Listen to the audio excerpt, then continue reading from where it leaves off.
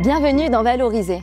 Avant de commencer, abonnez-vous à notre chaîne YouTube et suivez-nous sur Instagram. Aujourd'hui, nous allons parler du virage de la trentaine et de VAE. Tout était construit, CDI, famille, quotidien bien réglé. Et pourtant, il y avait cette petite voix. Suis-je à la bonne place?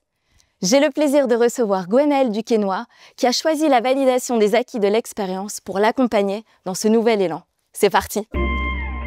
Bonjour Gwenaëlle. Bonjour Marie-Aude. Alors, je vais te présenter en quelques mots. Tu as 36 ans, maman d'une fille de 16 ans, mariée depuis 20 ans et tu as fait toute ta vie en retail. Donc, tu as démarré en boutique et puis maintenant, tu es référent de formation.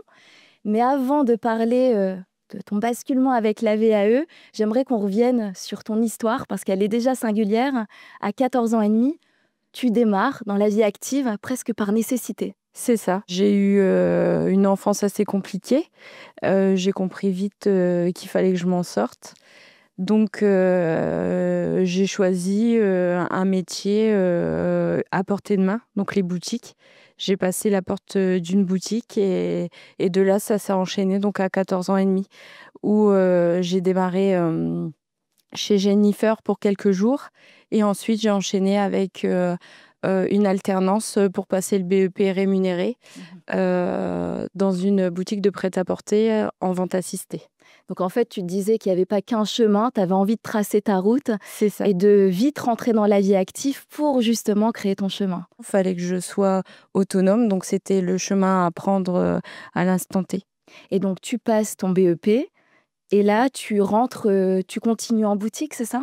Alors, je passe mon BEP, j'obtiens mon BEP, mais je suis encore un peu jeune pour rentrer dans la vie active. Trop pressée, trop tôt. C'est ça, c'est ça. Tout s'est fait trop tôt finalement, ou peut-être c'était écrit, mais en tout cas, c'était trop tôt. Là, j'avais que 17 ans et demi, donc il a fallu que je patiente avec une autre formation pour me spécialiser dans les techniques de vente. D'accord, ok. Et Ouais. donc, tu continues chez Jennifer. C'est Et ça. d'ailleurs, tu m'as raconté qu'il y a une femme à ce moment qui a été clé pour toi, une mentor. Oui, Parce voilà. qu'à 17 ans et demi, finalement, tu es un peu jeune peut-être pour comprendre ce que ton manager te dit. C'est ça. Et elle te donne Oui, voilà. les clés. Ben, j'avais pas de repère déjà, j'avais pas de parents qui m'accompagnaient, donc elle a été aussi ce repère en tant que femme, euh, en tant que travailleuse et aussi en tant que manager. Du coup, elle m'a alimentée, elle m'a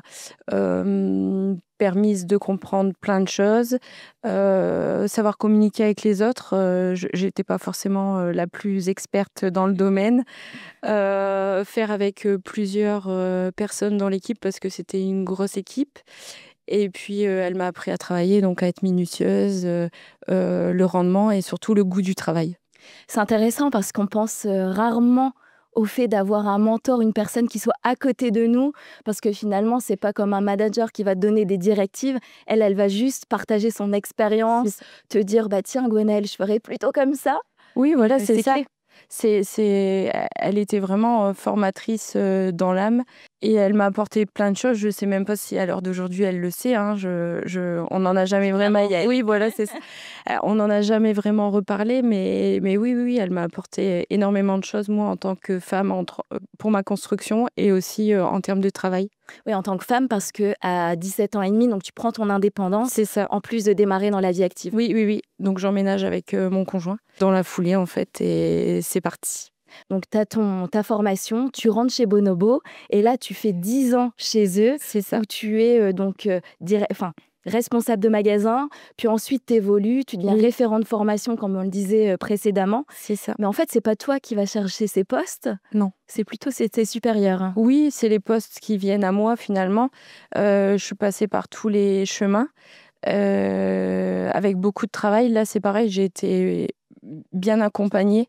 J'ai eu la chance d'avoir des managers toujours à l'écoute et qui avaient envie de m'aider. Alors, je ne sais pas si c'est moi qui produisais ça du coup. Bon, certainement. Mais, oui, mais j'ai eu la chance d'avoir toujours quelqu'un à mes côtés. Après, c'est beaucoup de travail. Hein. Derrière, je ne suis pas passée par le chemin le plus rapide, qui est le scolaire, du coup. J'ai évolué dans le travail. Donc, c'est énormément de travail et d'investissement. D'ailleurs, à 35 ans, Ouais, gros virage. gros virage. Tu me dis que c'était une crise existentielle, Oui, carrément. oui, c'était vrai. Ça a été vraiment une crise professionnellement. J'étais pas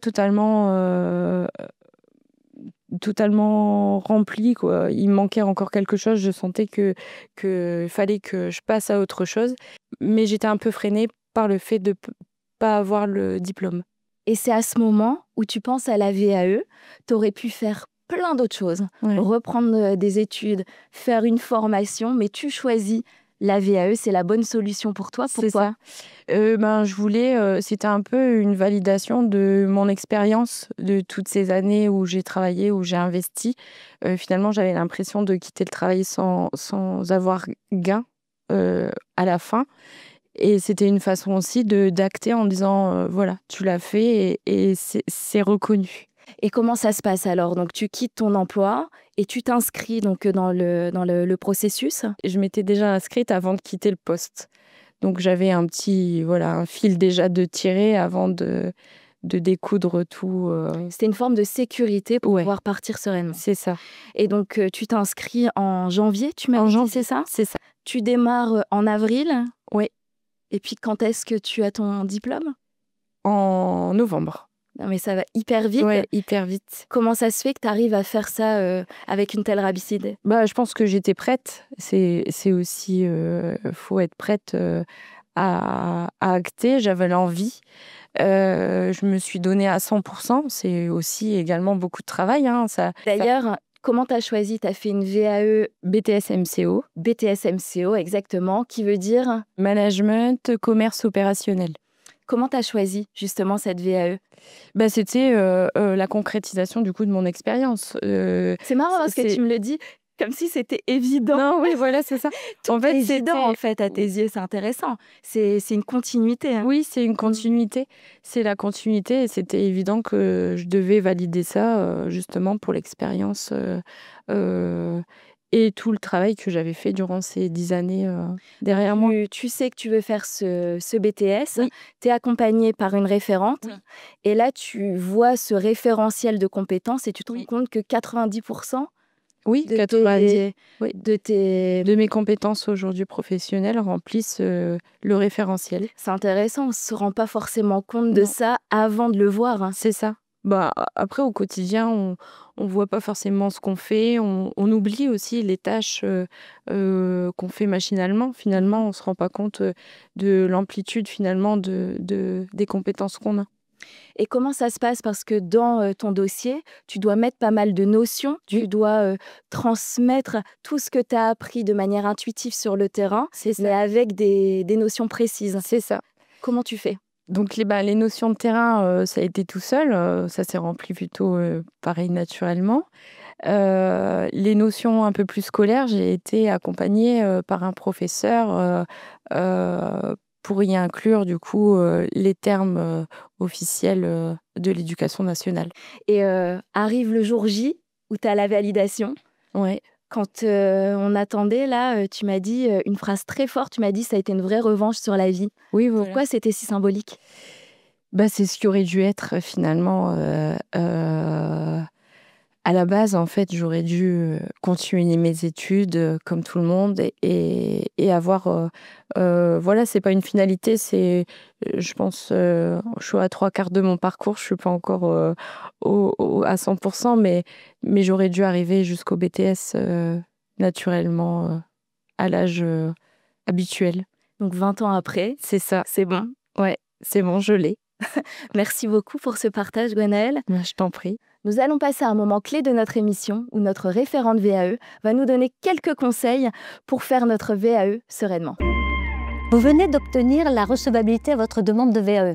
Vous allez rédiger le dossier de validation, communément appelé le livret 2. Vous avez besoin d'aide. Vous pouvez faire appel à un organisme d'accompagnement VAE. Cet accompagnement vous donnera des conseils méthodologiques pour apprivoiser le référentiel du diplôme, comprendre la trame du livret 2, organiser votre travail dans le temps et entretenir votre motivation, gage de réussite. Il vous guide pour sélectionner les activités les plus pertinentes en lien direct avec le référentiel du diplôme. Par le descriptif détaillé de vos activités, vous allez prouver que votre expérience correspond aux attentes du diplôme, que ce soit en compétences, en connaissances et au niveau de responsabilité. Il s'agit également de structurer votre écrit pour le rendre efficace. Le jury est attentif à vos arguments et à votre analyse. Cet accompagnement vous permet de vous présenter sereinement devant le jury. Vous allez apprendre à gérer votre temps, votre stress et à répondre à toutes les questions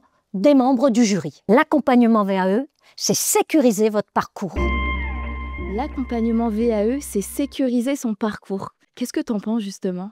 Oui, c'est ça, c'est sécurisé. Et le fait d'être accompagné, déjà, on est sécurisé, on est orienté. Et ça permet aussi d'être dans le juste, parce qu'il y a un tel référentiel où c'est des cases avec plein de compétences. Et c'est vrai qu'il y a des fois où on peut s'y perdre aussi dans les activités qu'on est censé remplir du coup pour le dossier. Et une fois la recevabilité acquise, on a quand même 3 ans pour passer le diplôme et passer devant le jury. Donc malgré des fois le quotidien, le travail, on a quand même un temps assez conséquent. Cet accompagnateur, c'est comme ton mentor quand tu avais 17 ans. Il Oui, est à côté de toi, il ne fait c'est pas à ça. ta place, Non. mais il permet de te sécuriser, de te guider, C'est de te ça. donner des conseils. Oui, voilà, elle connaît le dossier, elle connaît comment on doit le monter. Elle m'impose rien, mais par contre, elle me dirige forcément dans le bon sens, le but étant d'obtenir le diplôme. Et à la fin, de pouvoir tout cartonner. C'est ça, c'est ça. Merci beaucoup, Gwenaëlle. Je t'en Ce que je prie. trouve beau, c'est qu'aujourd'hui, ta fille a 16 ans. Elle se pose les mêmes questions que tu t'es posées, que tu te reposes aujourd'hui. Donc, qu'est-ce que tu as envie de lui dire aujourd'hui à elle qui se dit, bah tiens, j'ai envie de trouver un métier pour toute ma vie? Il n'y a pas qu'un chemin. Il y en a des plus difficiles que d'autres.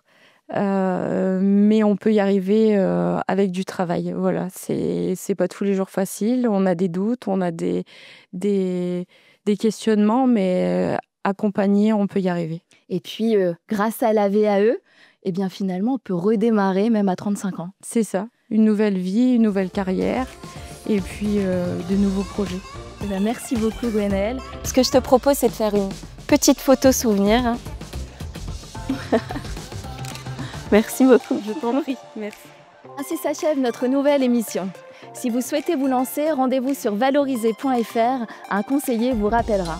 Et alors, on partage, on s'abonne et on like. À bientôt dans Valoriser.